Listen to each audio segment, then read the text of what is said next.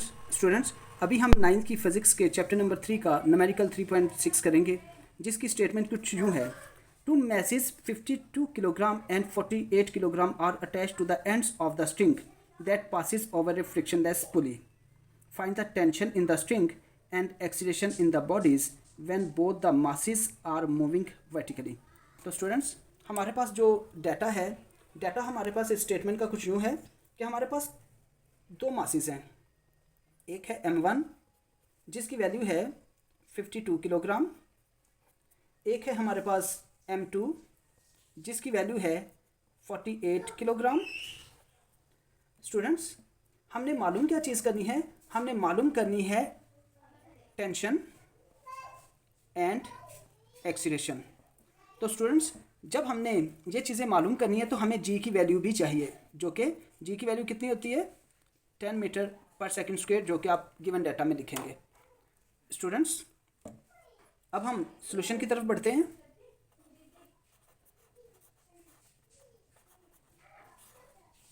तो students, solution के लिए हमें जो फार्मूला है टेंशन के लिए हम फार्मूला यूज़ करेंगे। T इक्वल है 2m1 m2 g divided by m1 plus m2।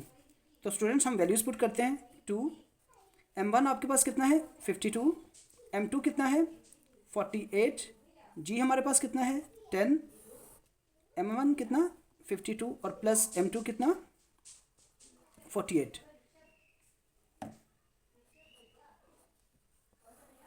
Student, अभी हम 2, 52, 48 और 10 को मल्टीप्लाई करते हैं। जब हम इनको मल्टीप्लाई करेंगे तो हमारे पास वैल्यू आ जाएगी 49,920।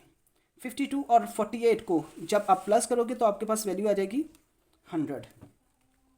तो स्टूडेंट्स, जब आप इस पूरी वैल्यू को 100 पे डिवाइड करेंगे तो आपके पास आंसर आएगा 49.2 approximate 500 Newton.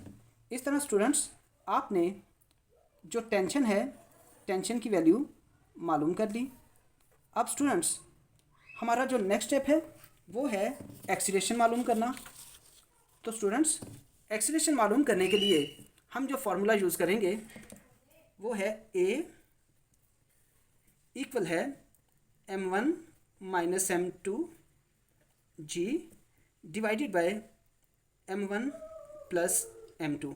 m1 minus m2 के साथ आप ब्रैकेट यूज़ कर लें। अब स्टूडेंट्स, वैल्यू पुट करते हैं। m1 हमारे पास कितना था? m1 हमारे पास था 52 माइनस m2 कितना था?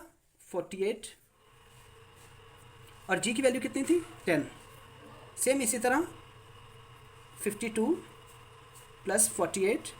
तो स्टूडेंट्स, जब हम 52 में से 48 को माइनस करेंगे तो हमारे पास क्या वैल्यू आएगी? 52 में से 48 को निकालने से हमारे पास 4 आ जाएगा, और 52 और 48 को जब हम प्लस करेंगे तो हमारे पास 100 आ जाएगा।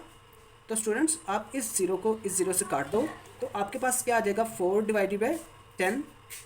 तो स्टूडेंट्स, जब हम 4 को 10 से डिवाइड करेंगे तो हमारे पास वैल्यू आ जाएगी 0.4। एक्सीलरेशन है तो इसका यूनिट होगा मीटर पर सेकंड स्क्वायर। तो इस तरह स्टूडेंट्स, हमने जो हमारी रिक्वायरमेंट्स थी उनको पूरा कर लिया है और हमने टेंशन और एक्सीलरेशन मालूम कर लिया है। स्टूडेंट्स, आप लोगों ने देखा होगा कि हमेशा मैं इस तरह जो मार्जिन लाइन है वो थोड़ी बड़ी लगाता हूँ ताकि आप ऊपर रफ वर्क मेंशन कर सको, और इस हिस्से में आपने रफ वर्क करना है। इस तरह आपका न्यूमेरिकल ज़्यादा इफेक्टिव होगा। डियर स्टूडेंट्स, अगर आपको मेरे टीचिंग मेथड्स बिल्कुल सिंपल, सादा और आसान लगे तो मेरी वीडियो को लाइक, शेयर और सब्सक्राइब लाजमी कीजिएगा। शुक्रिया।